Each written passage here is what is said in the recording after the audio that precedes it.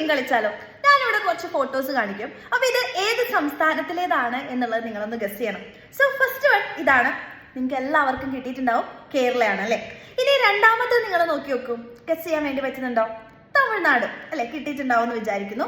And മൂന്നാമത്തെ നോക്കുന്ന സമയത്ത് ചിലപ്പോൾ നിങ്ങൾക്ക് കുറച്ച് ട്രിക്കായിട്ട് തോന്നുന്നുണ്ടാവും, ബട്ട് ഇതാണ് ആന്ധ്രാപ്രദേശ്. ഇനി അടുത്തത് നോക്കിക്കേ മക്കളെ. ഇത് കാണുന്ന സമയത്ത് തന്നെ നമുക്ക് മനസ്സിലാക്കാൻ പറ്റും ഇത് എവിടത്തെയാണ്, കശ്മീരിലെയാണെന്ന് മനസ്സിലാക്കാൻ പറ്റും.